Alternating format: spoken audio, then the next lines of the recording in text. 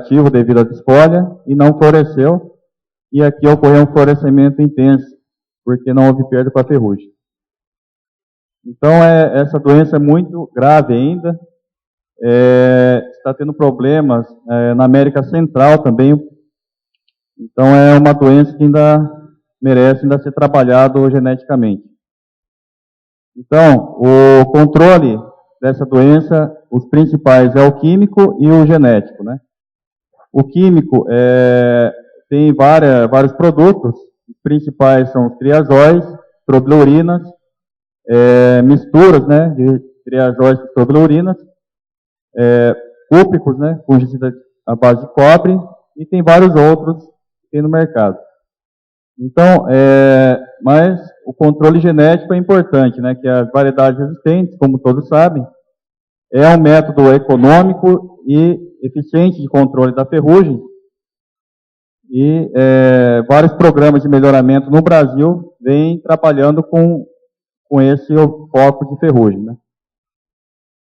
Então, a ferrugem do café, no caso do café, ele tem a resistência à ferrugem, ela é controlada por, basicamente, aqui está 10 genes maiores, mas pode ser que tenha mais de 10 genes.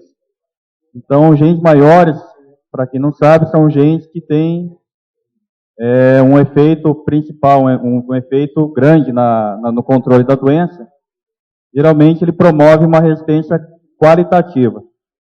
Então, no caso da ferrugem, existem esses 10 genes, denominados SH1, 2, 3, 4, vai até o SH9, e tem esse ponto de interrogação, porque não se sabe se é mais de um gene maior ou mais 2, para controlar a ferrugem. Então, além dos genes maiores, tem os genes menores também, que são genes de efeito menor, de efeito secundário, que dá a resistência do tipo quantitativa. Mas a maioria dos programas de melhoramento do Brasil e do mundo vem trabalhando mais com os genes maiores. A origem desses genes maiores, no caso aqui, o SH1, 2, 4 e 5, é do coffee arábica. O SH3 provavelmente vem do coffee libérica, e o SH6, 7, 8, 9 e o ponto de interrogação vem do coffee canéfora. Então, são esses os genes que os programas de melhoramento vêm trabalhando. Para promover a resistência durável, o que vem sendo feito?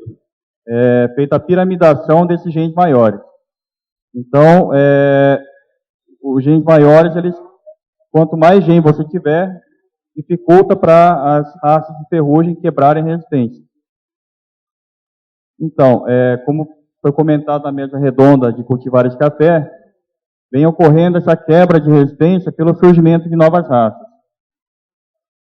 Atualmente, tem identificado mais de 45 raças fisiológicas. Então, aqui como exemplo, tem a raça 39, que tem 7 genes de virulência. Então, tem o V2, V4, 5, 6, 7, 8 e 9. Então, para cada a resistência à ferrugem no café, ele segue a teoria de Flor, teoria gen-agente de Flor.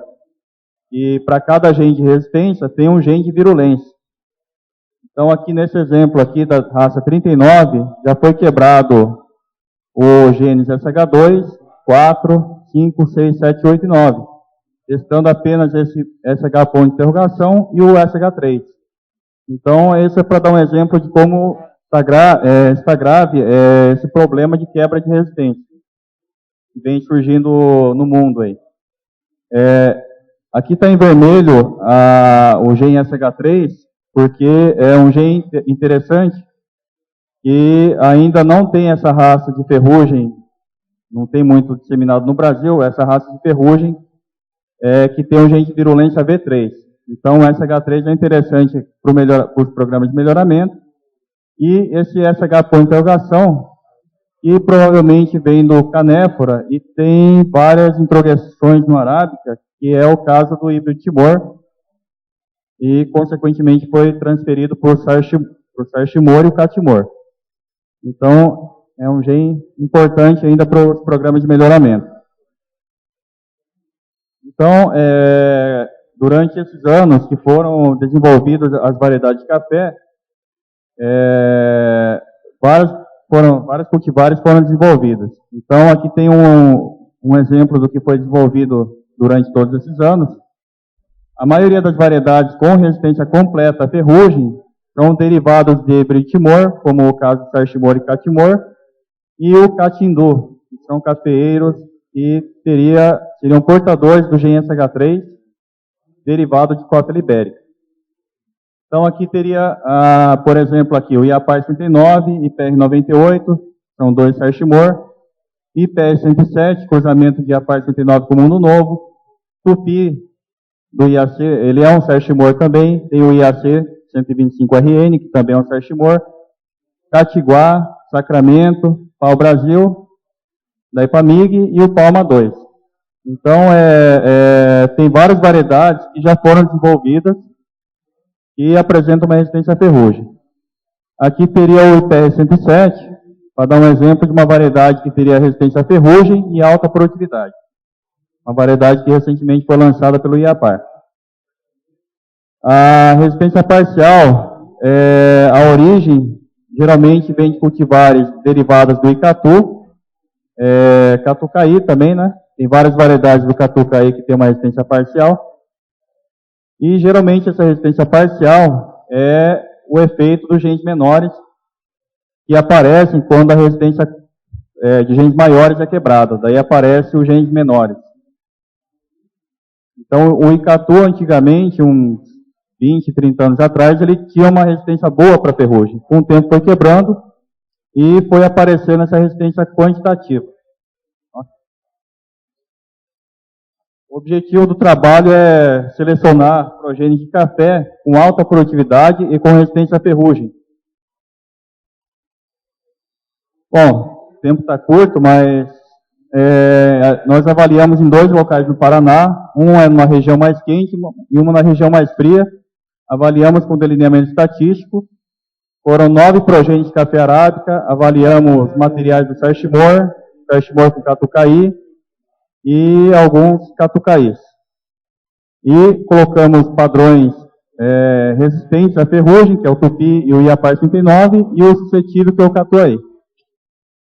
Avaliamos a produção durante 4 anos, por litro de café cereja, e convertemos para a saca beneficiada. Vigor vegetativo, nós demos notas de 1 a 10, e ferrugem avaliamos com nota de 1 a 5. Eu não vou detalhar muito aqui, mas basicamente a nota 1 a 5 que a gente deu foi assim, ó, planta 1 e 2 geralmente é resistente porque não esporula. E 3, 4 e 5 seria plantas que ocorrem a esporulação de ferrugem. Fizemos teste média e o objetivo principal, a gente então selecionou variedades com alta produtividade e com resistência à ferrugem, resistência completa à ferrugem. O resultado que a gente viu aqui, tem todos esses materiais aqui. Eu destaquei aqui em vermelho os materiais que apresentaram produtividade boa, né? Estatisticamente superior ao Tupi e ao IAPAR 39. Aqui dá para ver que tem as variedades do grupo A e aqui do grupo B. Então, as que estão em vermelho são variedades que apresentaram produtividade alta, tanto em Congonhas quanto em Itaguajé, nos 2 locais. E em azul, que apresentou produtividade estatisticamente superior ao IAPAR 39 e ao Tupi, somente em um local.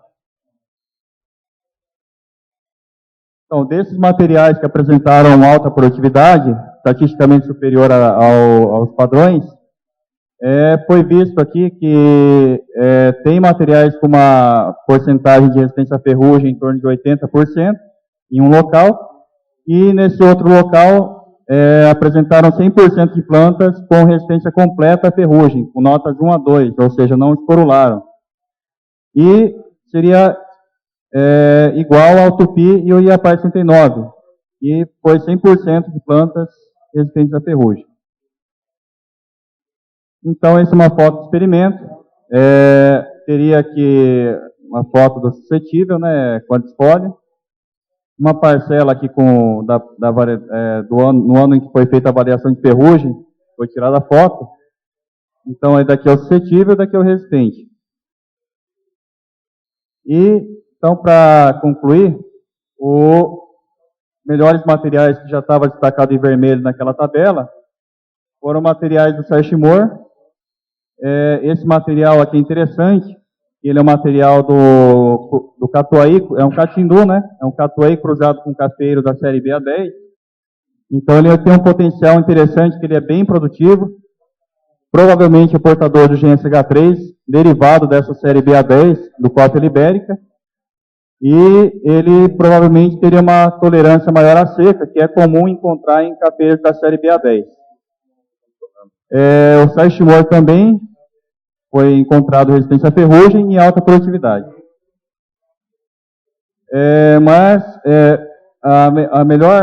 melhor material que a gente sabe que tem um potencial melhor para se tornar uma nova cultivar daqui a alguns 5 ou 6 anos, dependendo da capacidade de produzir semente, seria esse material, que é um Sarchimor. Ele tem um alto vigor vegetativo, alta produtividade, resistência à ferrugem, fruto graúdo, e a gente acredita que esse genótipo, né, provavelmente vai se tornar uma nova variedade. Seria um material similar ou até melhor que o IPR99 ou o Araras, né, do Procafé. É um material bem produtivo.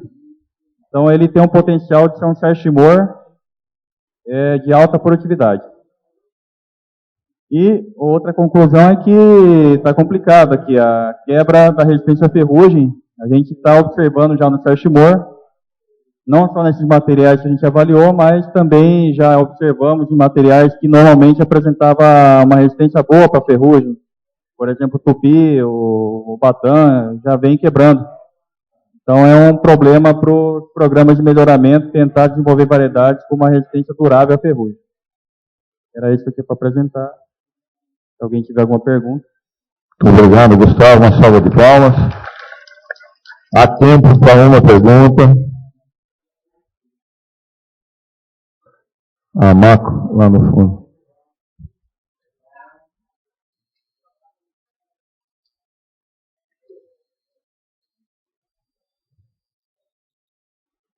Marco de AC. Gustavo, vocês têm diferenciadora de ferrugem, não tem? Vocês têm avaliado anualmente ou periodicamente nível de resistência à ferrugem nessas diferenciadoras? O que a gente vem observando aparentemente, os genes que já foram quebrados a resistência seria o SH1, 2, 4, 5, 6 e 8. Provavelmente ainda tem o SH7, o 9 e o ponto de interrogação. Mas a gente vem observando uma resistência residual também. Variedades que quebraram o SH1 ou o SH4, aparentemente tem uma resistência boa, né? Uma resistência residual boa, né? O SH5 praticamente não tem, né? Você deve saber disso daí. E o SH6 e 7 também parece que não tem uma resistência boa, né? Uma resistência residual boa, né? Não, tudo bem. Geralmente dá MS, normalmente, no campo. Tá bom? Tá bom, tudo bem. Obrigado, Gustavo. Certificados? Não está pronto? Gustavo, depois nós entregamos então o certificado. Obrigado mais uma vez, uma salva de palmas, Gustavo. Nós passaríamos ao segundo trabalho desse final de tarde, também dentro do foco temático Riscos Físicos, Químicos e Biológicos da Cafeicultura. Trabalha reação ao déficit hídrico em mudas de cafeiros arábica, portadores de genes de Coffea racemosa, Coffea canéfora e Coffea libérica. Quem vai apresentar também é do Iapá, o Felipe Jimenez Carvalho. Então, boa tarde a todos. Meu nome é Felipe. Eu sou aluno de mestrado da Universidade Estadual de Londrina e realizo as pesquisas no IAPAR, né? Está no Laboratório de Melhoramento Genético de Café. Então, eu tenho a orientação lá do Gustavo. E nesse trabalho também o Tumoro Cera me orientou. Então, o trabalho é reação ao estresse hídrico em mudas de cafeiros arábicos, portadores de genes de Coffea arábica, Coffea racemosa, Coffea canéfora e Coffea libérica. Então, como o Fasoli disse na apresentação anterior, o gênero Coffea pertence à família Rubiaceae, com 104 espécies descritas, né? Mas apenas 2 são utilizadas como produzidas, né, comercialmente. Somente Coffea arábica e Coffea canephora. Porém, outras espécies são usadas em hibridações, né, buscando resistência a pragas, doenças, nematóides, condições climáticas, produtividade, teor de cafeína, maturação, entre outras características desejáveis. Bom, os sintomas de falta de água não são facilmente visualizados nos cafeeiros, né, em lavouras adultas. Então, lá no cafeiro, quando existe um período de seca, não são observadas murchas nas plantas, né. Mas pequenas reduções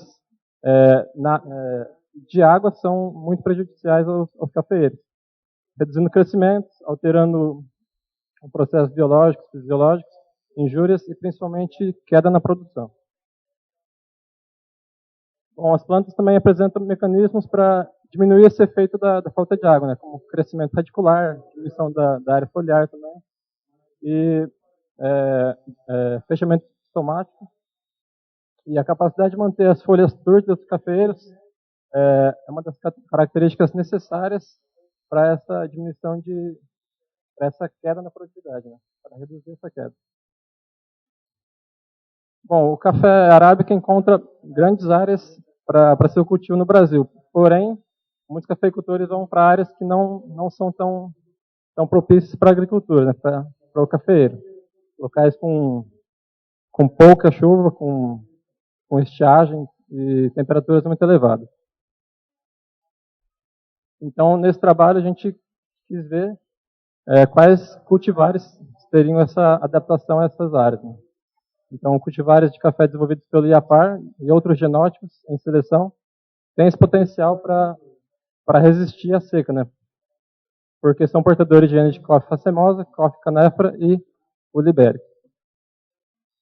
Então, o objetivo do trabalho é avaliar esses cafeeiros em estágio juvenil, então em mudas de café, né? Avaliando somente a área foliar. Então, o ensaio foi realizado no IAPAR, numa casa de vegetação. Lá a temperatura média é de 21 graus. E foram utilizados genótipos somente no estágio juvenil, né, em mudas. E foram visualizados as respostas ao estresse hídrico. E avaliados pelo murchamento das folhas somente.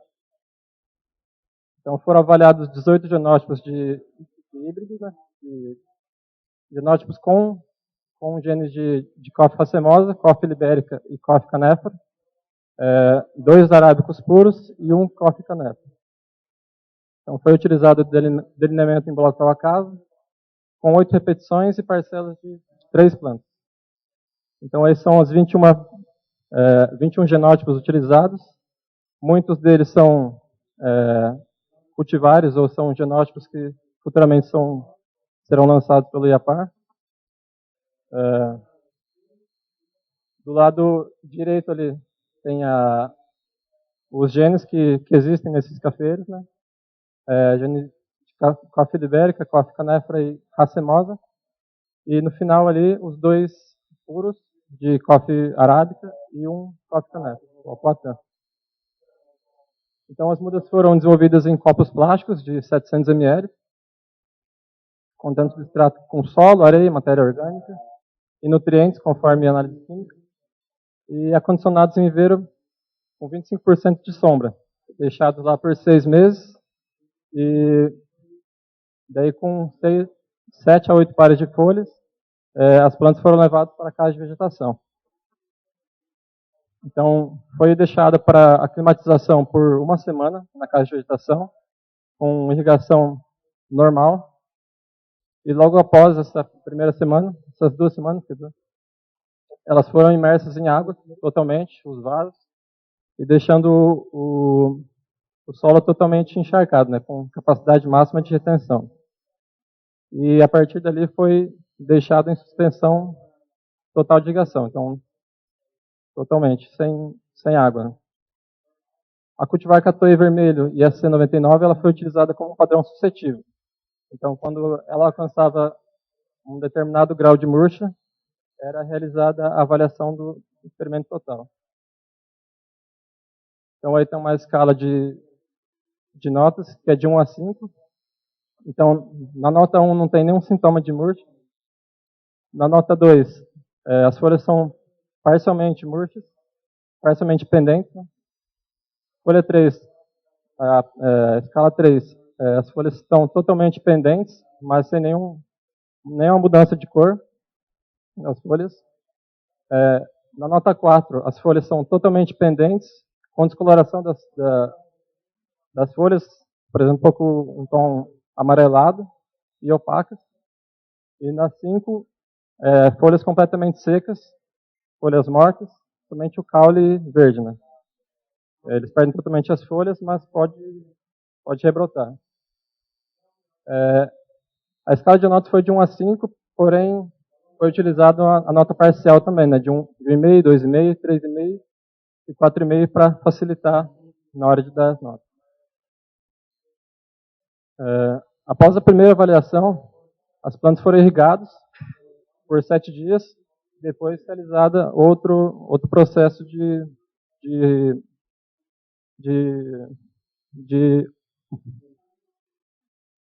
seca, né, de suspensão de água. Então, depois desse processo, foi imerso novamente em água, suspendeu a irrigação e avaliou-se novamente.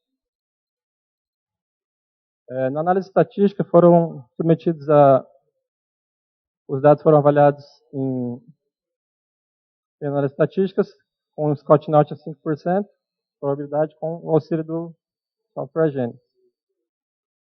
Então aí tem uma foto após a segunda avaliação, onde se observa a diferença entre as plantas, né, algumas com folhas totalmente pendentes, outras parcialmente pendentes, outras com danos da seca do outro teste de murcha.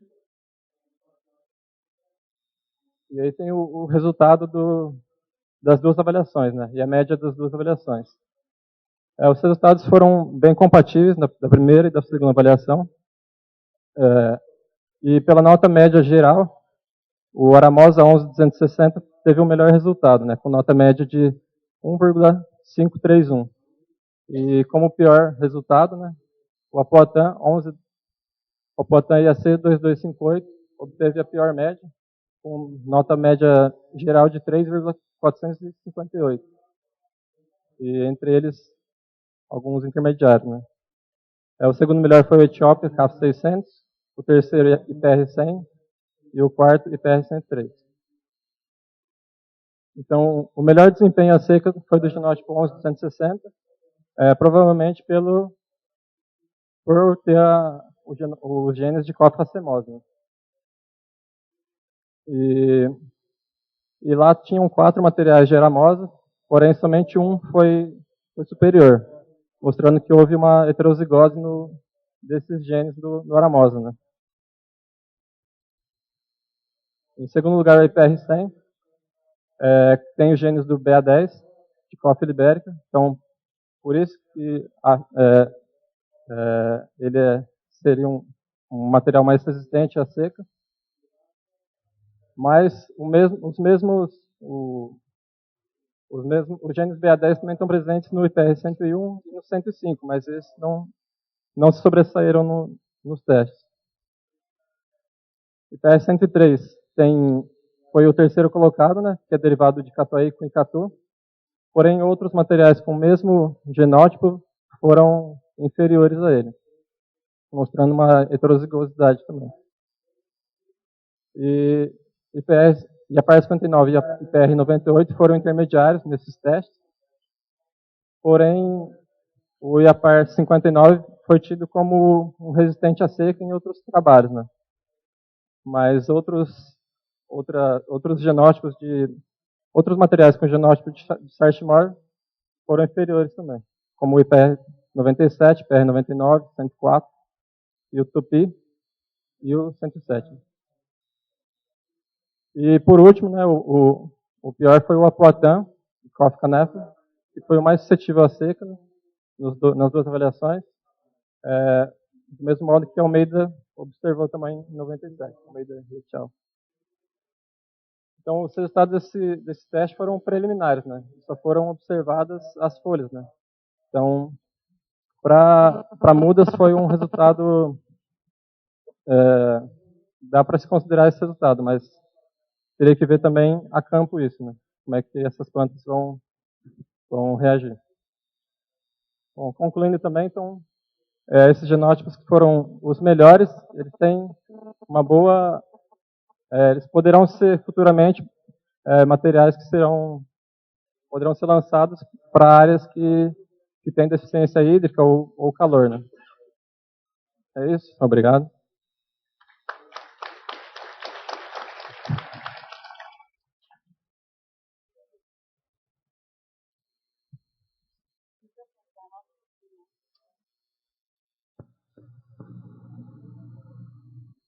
Obrigado, Felipe. Há tempo para pergunta. Não há nenhuma pergunta. Então, agradeço mais uma vez ao Felipe. Eu aproveitaria a oportunidade, os certificados chegaram, e o Fazoli está lá em pé como melhorista aí, como pai dos melhoristas. Pediria que você viesse aqui entregar o certificado do Ciro e do Felipe ao mesmo tempo. Dose dupla para você, Fazoli.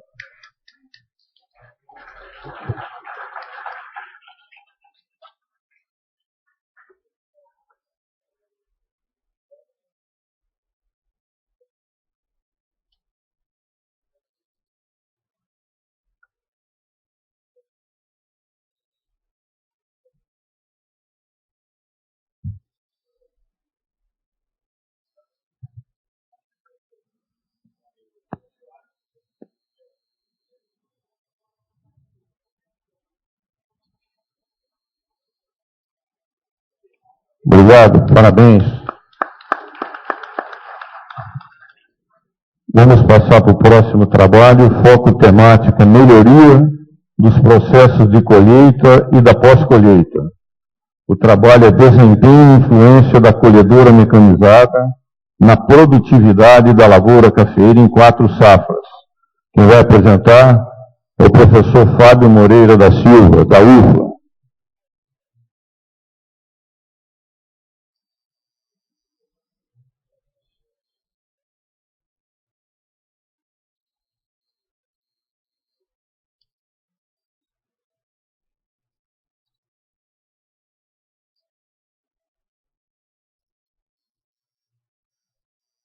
Boa tarde a todos. Agradecemos a organização desse simpósio pela oportunidade de estar apresentando esse trabalho. Nós vamos estar apresentando, então, a influência da colheita mecanizada na produtividade da lavoura cafeeira em 4 safras, que é um trabalho que nós começamos em 2009 e concluímos agora em 2012 e 2013.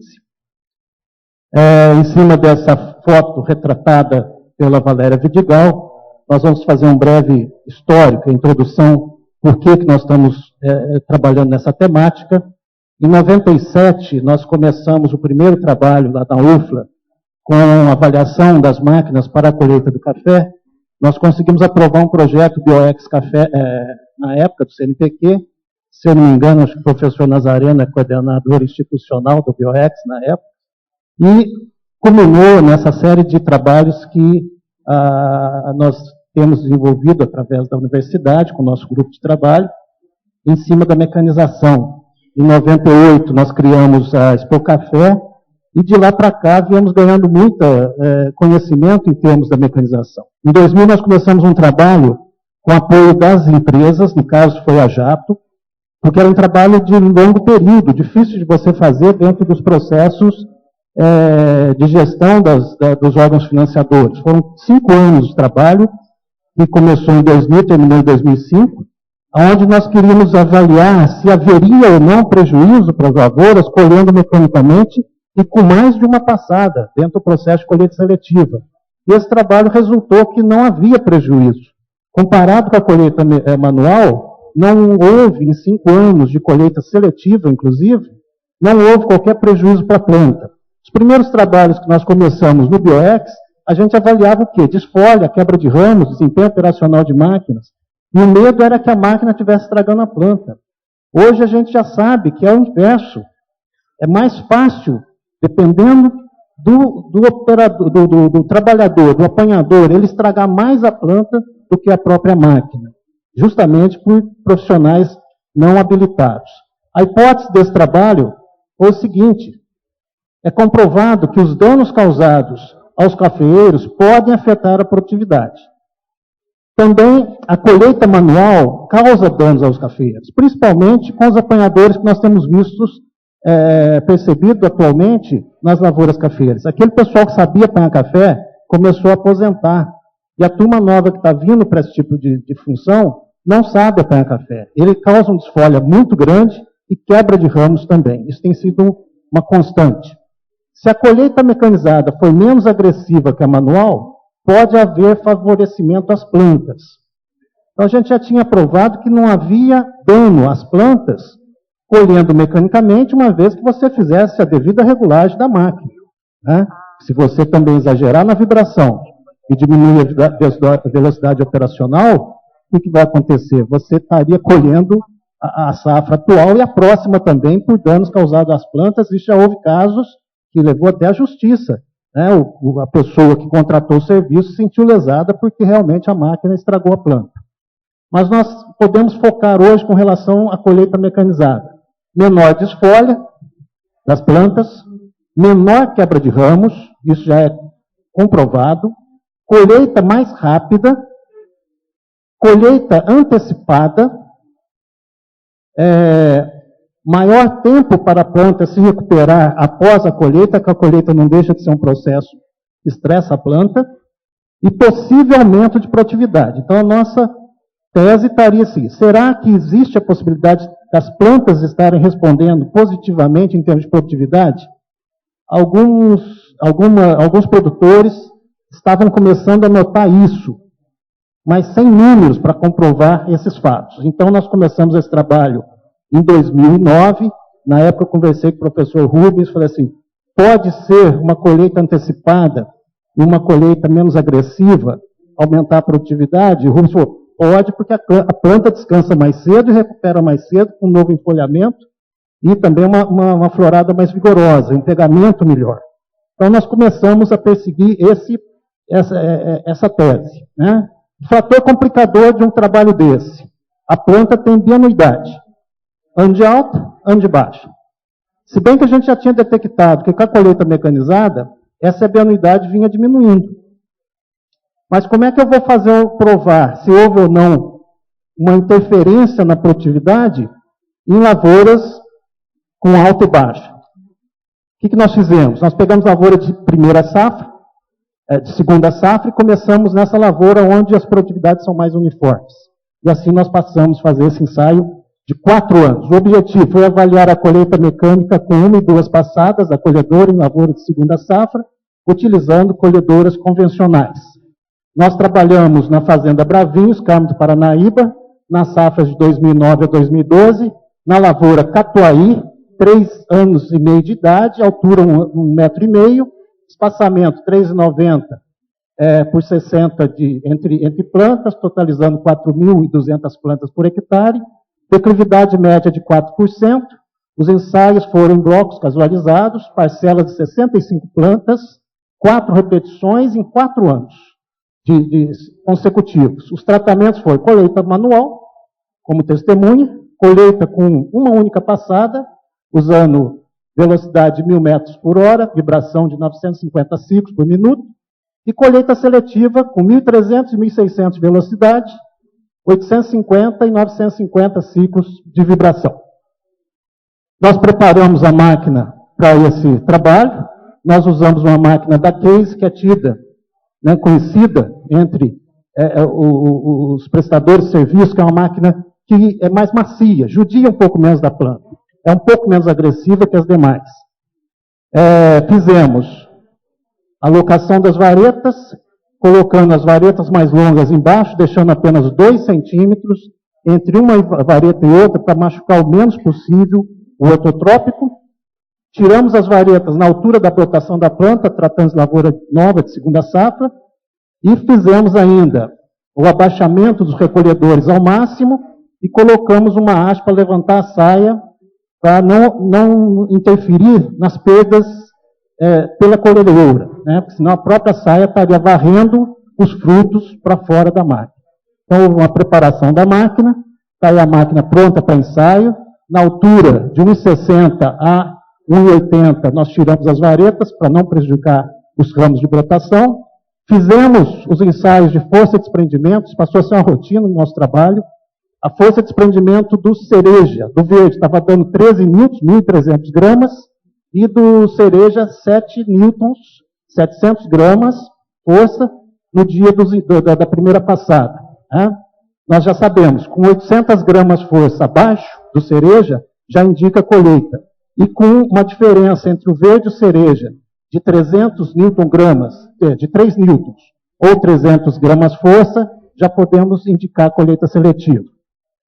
Feito isso, nós fizemos os ensaios, está aqui os resultados.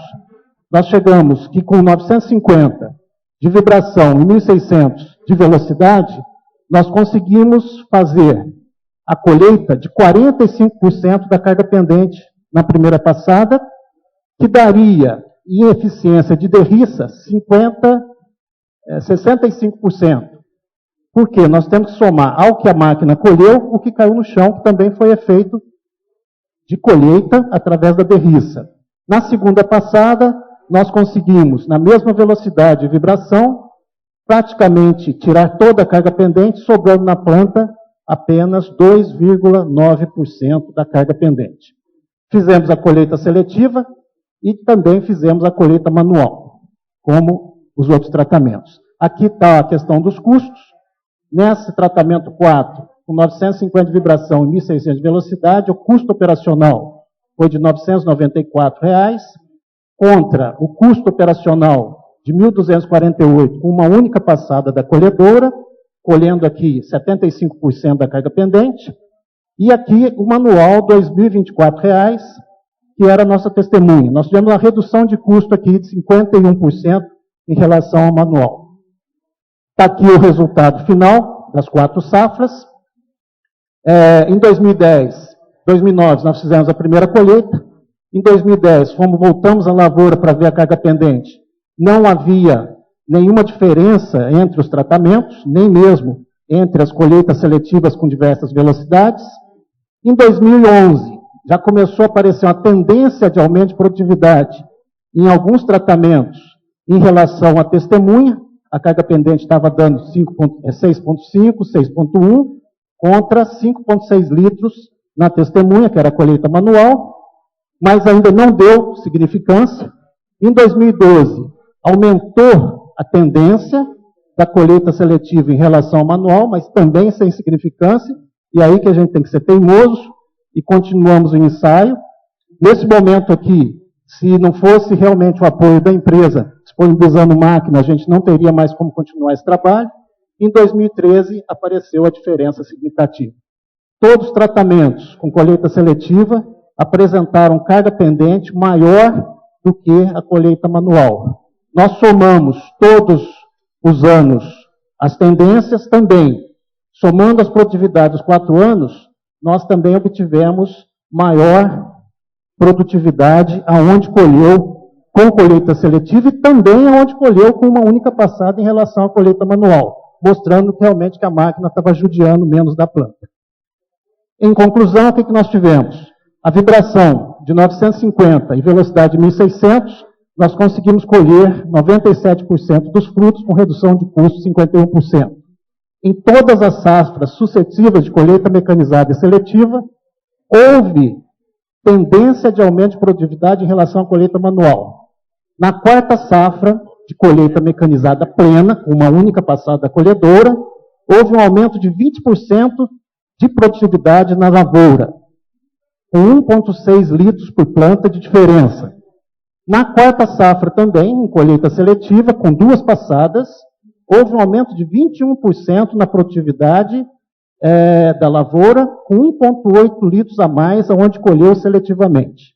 Em 4 safras, a colheita mecanizada e seletiva, houve um aumento significativo de produção, de 27 sacas. Quer dizer, o produtor ganhou quase que uma colheita em 4 anos. simplesmente pelo fato de ter colocado a colheita seletiva, que antecipa a colheita e também, é claro, é preciso saber regular a máquina com vibrações amenas, que não machuque a planta, e o resultado foi surpreendente quando a gente começou a ver que havia realmente aumento de produtividade. Era isso que a gente tinha a apresentar. Eu agradeço. Aproveito para fazer o merchandise. Dia 4 agora nós estamos lançando lá na UFLA o livro Cafeicultura de Precisão. Obrigado. Obrigado, Fábio. Uma salva de palmas. Há tempo para perguntas.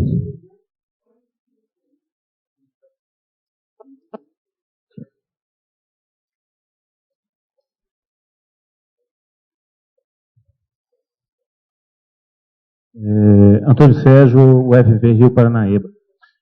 Professor Fábio, o fato de ter dado mais resultados na seletiva foi em função de ter judiado menos da planta? Você tirou alguns frutos antes e ela descansou mais? Então, essa é a resposta que eu sempre pergunto ao Rubens, né?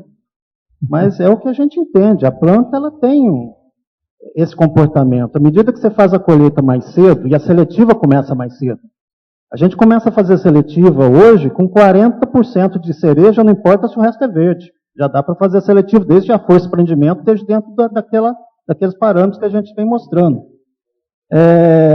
Então, quer dizer, às vezes a gente começa a colher no final de abril. A segunda passada a gente vai fazer 25, 30 dias depois, quer dizer, está no final de maio, começo de junho, você já colheu a planta. Aí ela tem muito mais tempo para revigorar, para folhar. É isso, Rubens? Eu acredito que esse seja. Não sou fisiologista, mas peço ajuda aqui ao professor Rubens para explicar esse fato. Rubens Guimarães, Universidade de Lavras. Não é parabenizar o seu trabalho, Fábio, e dizer o seguinte, que ótimo resultado. Discutindo fisiologia, a gente ainda não encontrou um trabalho que diga para nós qual é o ponto de cisão ou aquele momento em que o fruto deixa de prejudicar, entre muitas aspas, a planta, né? E é uma suspeita. Só uma observação. Provavelmente, muito provavelmente, quanto mais nova a lavoura, maior resultado você vai ter.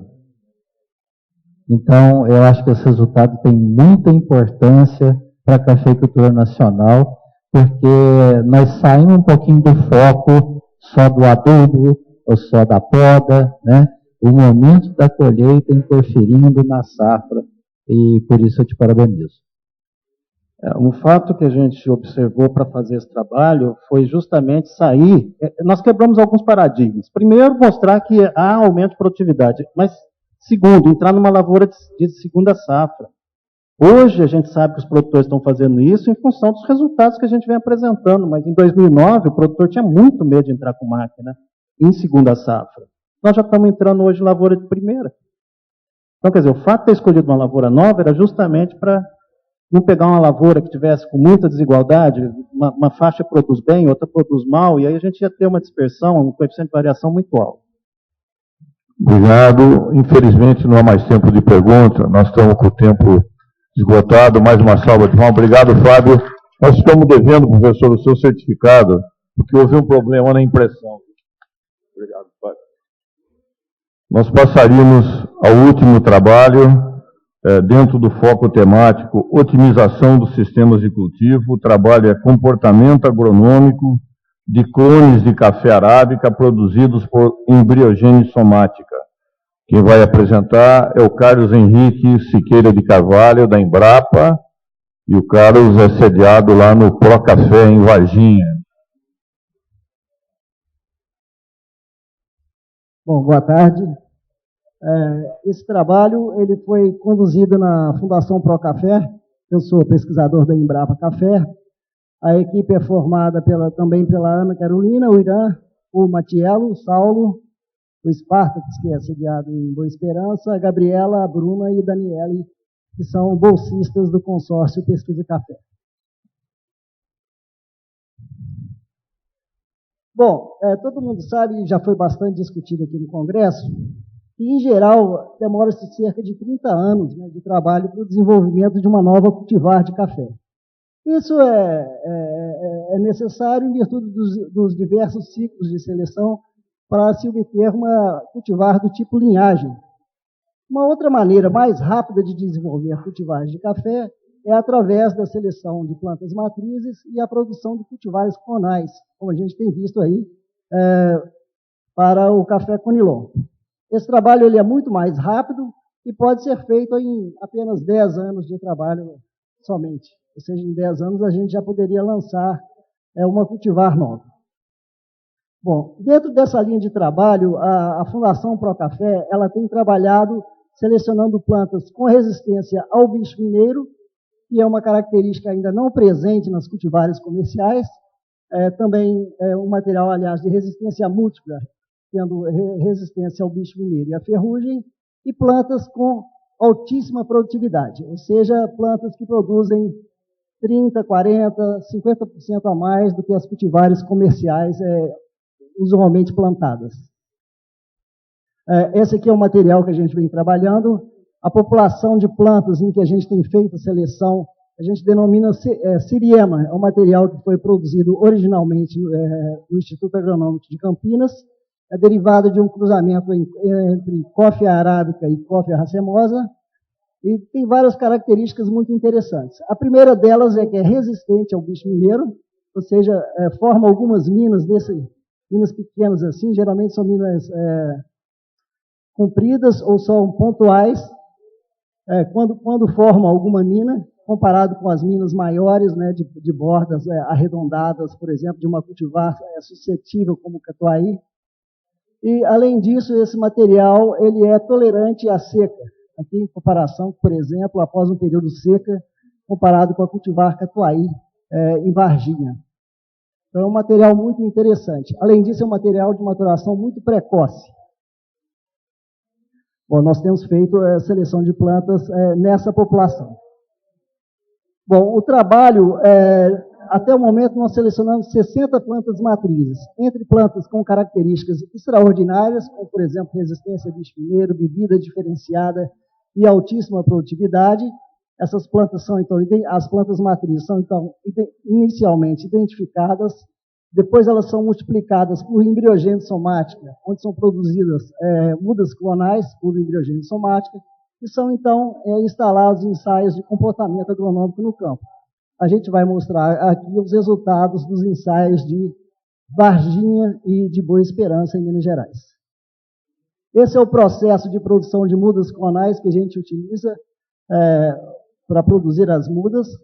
Inicialmente a gente tem a planta matriz, vai até o campo ou onde a planta matriz está sendo mantida, leva algumas folhas para o laboratório, faz então a sepsia, corta-se as folhas em pequenos explantes de cerca de meio centímetro de lado, né, explantes quadrangulares. Os explantes são então colocados em placas de Petri, onde eles ficam para indução de calos por cerca de 6 meses. Ao final de 6 meses, a gente tem os calos embriogênicos formados. Os calos são, então, transferidos para Erlenmeyers para aumentar, para a fase de crescimento, para aumentar a quantidade desses calos. E, então, eles passam para a fase de regeneração, que pode ser feita em placa de Petri ou em Erlenmeyer mesmo. E daí, para esse equipamento aqui, que são bioreatores de imersão temporária, esse aqui é do tipo Rita, onde os embriões regenerados crescem até o estádio cotiledonar. A partir dos bioreatores, os embriões podem seguir duas rotas. Eles podem ser transferidos para potes em meios de cultura, ou, preferencialmente, diretamente para o substrato comercial, é um caminho mais barato, né? E, a partir daí, para tubetes ou sacolas, onde eles entram na fase de acabamento em viveiros comerciais. Então, esse processo é o processo que a gente usa para a multiplicação das plantas e demora-se cerca de 2 anos para a obtenção de uma planta em ponto, uma muda, né, em ponto de ser levada para o campo. Bom, aqui só uma curiosidade, o sistema radicular dessas plantas, ele produz raiz seminal, né, diferentemente das mudas produzidas por estaquia. Bom, aqui são as plantas matrizes que a gente usou, fez a seleção inicial. Embaixo a gente sempre tem um catuaí ou uma outra cultivar comercial como parâmetro. Por exemplo, aqui nós temos o 1336, que é um material com resistência ao bicho mineiro, com 40% a mais do que o catuaí. Esse material, por exemplo, 56% a mais do que o catuaí. Aqui plantas com resistência à ferrugem, mas com altíssima produtividade. Novamente o catuaí como padrão. Plantas com 200%, ou seja, produziram praticamente o dobro que um catuaí, 223% e 169%. Plantas que foram inicialmente selecionadas com altíssima produtividade. A gente, então, multiplica esse material para saber se eles realmente têm essa produtividade que a gente observou em apenas uma planta. Aqui já os ensaios de produção de clones, né, a avaliação do clones, nesse caso aqui com 3 colheitas. Aqui embaixo a gente tem um padrão, catucaí amarelo 2SL, 34 sacas por hectare na média de 3 anos. Esse clone 18, uma produtividade semelhante, tem apenas resistência à ferrugem. E esse clone aqui com resistência à ferrugem ao bicho mineiro, uma produtividade próxima. Quer dizer, é bom, mas não é o ideal ainda. A gente tem material que seja mais produtivo do que isso. Esse é um outro ensaio de Varginha. A gente tem aqui o clone 12, com média quase 37 sacas por hectare, comparado ao azulão, que é uma cultivar do grupo Catucaí, bastante produtiva, plantada na região, sendo plantada na região, com produtividade mais baixa. Então, é interessante que para o sul de Minas, a gente já tem vários clones que têm produtividade igual ou superior aos materiais plantados na região, principalmente aos materiais do grupo Catucaí. Aqui um outro ensaio também em Varginha, tem o catucaí amarelo 2015, cova 479, que é um material muito bom, bastante plantado na região, com praticamente 40 sacas por hectare. O clone 3, que é resistente à ferrugem e ao bicho mineiro, com uma produtividade praticamente igual a desse material comercial, quer dizer, muito interessante. E aqui embaixo, só para uma curiosidade, o clone 3, quando ele é multiplicado por sementes, a produtividade cai bastante, ou seja, a multiplicação desses materiais, que geralmente são plantas híbridas ou plantas ainda em segregação, quando se planta por semente, a produtividade cai bastante. Aqui um outro ensaio, na média de 3 colheitas também. Aqui está o catucaí. O clone 21 com a produtividade um pouquinho maior. O clone 14 com a produtividade semelhante. É isso aí. Ó. Agora vamos ver as perspectivas desse trabalho. É que a produção de mudas clonais de café arábica via cultura de tecidos ou estaquia deverá ser uma atividade comercial no futuro próximo. Isso a gente prevê que provavelmente a produção, não só para arábica, talvez até para conilon, a produção via cultura de tecidos talvez seja uma atividade comercial no futuro próximo. E no caso do arábica, talvez por estaquia também. Faltam estudos no caso da arábica. Muito pouco estudo tem sido feito para a produção de mudas clonais por estaquia em arábica.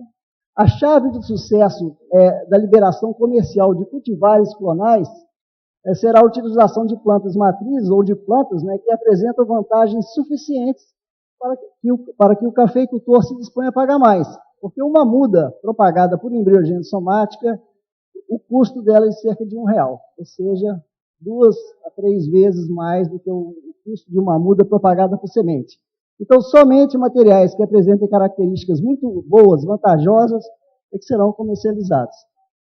E em breve, a gente já está pensando em lançar uma cultivar clonal. A gente espera que nos próximos anos, poucos anos, a Fundação Pro Café já possa lançar comercialmente uma cultivar clonal de café arábica. É isso. Muito obrigado, uma salva de palmas ao Carlos. Há tempo para pergunta. Romário, do Incapé. Parabéns, Carlos Henrique. A minha pergunta, ela vai diretamente associado, pensando em acelerar o programa de melhoramento. Você acha que, pela sua experiência, você acha que essa ciência associada à propagação do arábica via estaquia já é uma ciência concluída? Porque eu acho o seguinte, eu acho que, justamente pegando o término da sua fala, Eu acho que se a gente trabalhar o processo, dentro da minha visão, tudo que está evoluindo, né? Eu acho que a gente tem como propagar via estaquia, vamos dizer, o café arábica. E se conseguir isso, eu acho que vai ser um avanço tremendo no processo de aceleração do programa de melhoramento. O que você comenta um pouquinho sobre isso? Sem dúvida, Romário. Eu acho que existem duas formas principais de propagar. A embriogênese somática, que é uma técnica mais cara, mas que possibilita a multiplicação rápida de genótipos superiores, e uma técnica mais barata, que já tem sido usada com grande sucesso no Conilon, é a estaquia. Bom, a gente tem muito trabalho de estaquia em arábica, em nível, assim, vamos dizer, acadêmico ainda, de pesquisa. Não existe ainda um trabalho, pelo menos que eu tenha conhecimento, de grande escala de produção de mudas clonais de café arábica por estaquia. Em Lavras mesmo tem o professor Samuel, já vem trabalhando, já está numa fase mais adiantada, mas faltam dados ainda, por exemplo, do potencial de produção de matrizes clonais. Por exemplo, quantas estacas são produzidas por ano dos materiais? Esses dados a gente não tem. Qual o custo de produção desse material? Esses dados ainda não tem. Eu acredito que à medida que a demanda for aumentando, ou seja, a liberação comercial de algumas cultivares clonais, deve haver um avanço rápido nesse sentido. Há tempo para mais uma pergunta. Professor Rubens.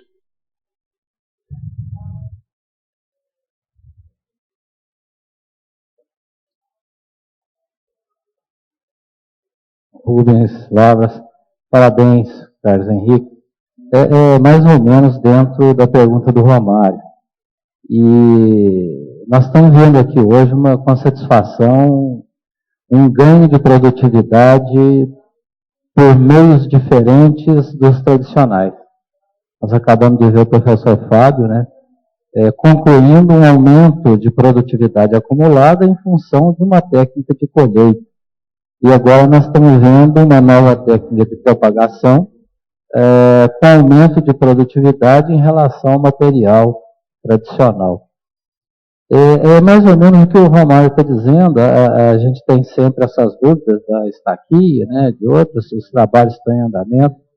Lá em Lavras a gente tem bastante trabalho a respeito e os resultados são muito promissores, né? Inclusive a técnica para arábia já foi patenteada na FAPEMIG e tudo. Mas a pergunta que eu dirigiria ao Carlos, e queria saber a sua opinião, Carlos, é a respeito desse aumento de produtividade. A que você debitaria esse aumento? E fica uma provocação.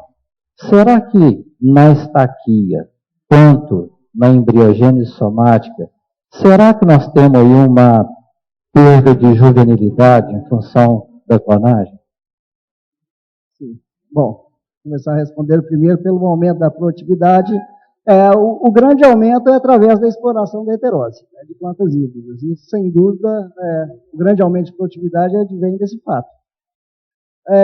Realmente, os materiais, tanto eles propagados por estaquia ou por embriogênese somática, eles são um pouco, vamos dizer assim, fisiologicamente mais velhos. Eles são fisiologicamente mais velhos. Mas eu não sei, agora, até que ponto o fato de eles serem um pouquinho mais velhos, eles afetariam o desempenho comercial desses materiais no campo?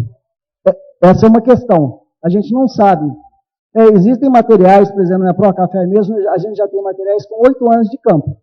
Eles têm tido uma produtividade boa. Na América Central existem alguns trabalhos mais antigos, com até 13 anos de campo, os materiais têm produzido. Então, comercialmente, eu acredito que não vai ser um ponto que vai limitar a utilização comercial de material propagado por estaquia ou por embriogênese somática. Bem rápido, professor, por favor. Desculpa, né? É o contrário, eu estou imaginando que a perda de juvenilidade pudesse nos auxiliar no aumento das primeiras produções. Então, de repente, uma análise de ano a ano pudéssemos encontrar um aumento de produtividade nas primeiras safras, justamente em função da perda de juvenilidade. Você tem razão. Esses materiais, em condição irrigada, em regiões de temperatura mais alta, eles produzem muito bem já com 1 ano e meio de idade. Obrigado, mais uma vez uma salva de palmas, professor. Obrigado, professor Rui, pela colaboração. E eu pediria ao professor Nazareno, reitor da UF, que fizesse entrega ao Carlos. Por favor, tem um certificado aqui. O professor Nazareno vai fazer a entrega a você. Obrigado pela sua participação. Obrigado, Nazareno.